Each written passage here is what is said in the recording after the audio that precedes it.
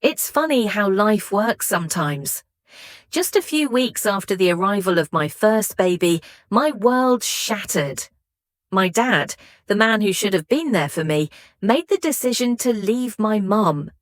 My baby was only 3 weeks old at the time, and the timing could not have been worse. We were supposed to be celebrating one of the happiest moments of our lives, and instead he left without warning, without any sense of consideration for the family he was abandoning. We all tried to be understanding at first. My parents decided to work on their marriage after the initial shock, but things quickly took a turn for the worse when my mum discovered that while they were working on things, my dad had been seeing another woman the whole time. This woman was 20 years younger than him, and she knew he was married. She didn't care. I can't even begin to describe how deeply hurt I felt by his actions. It wasn't just the betrayal of my mum, who was left heartbroken, but also the way it affected me and my baby. The first few weeks with my baby were supposed to be filled with joy, but I couldn't shake the thoughts of my dad's selfishness. I couldn't help but think that he ruined one of the most special times in my life and my mum's. The thing that hurt the most was his complete lack of remorse.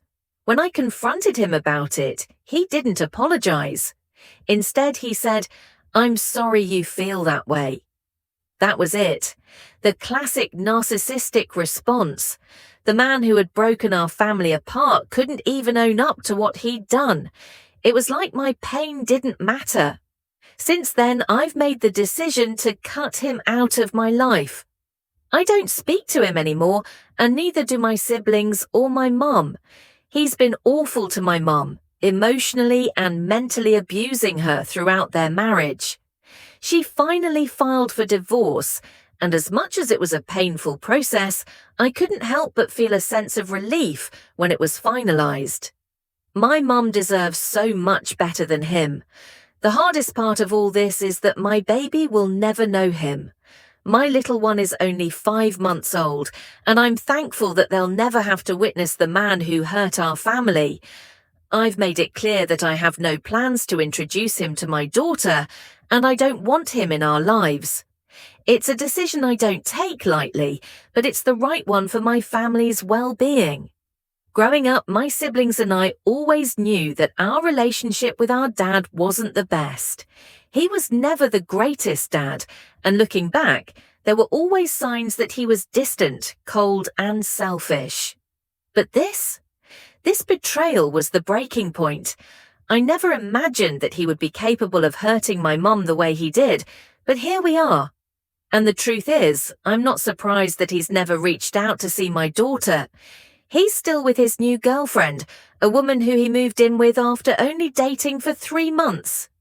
He treats her and her 3 kids better than he ever treated us. It's almost as if the moment he found someone new, we were completely discarded. I know part of it is his own insecurities.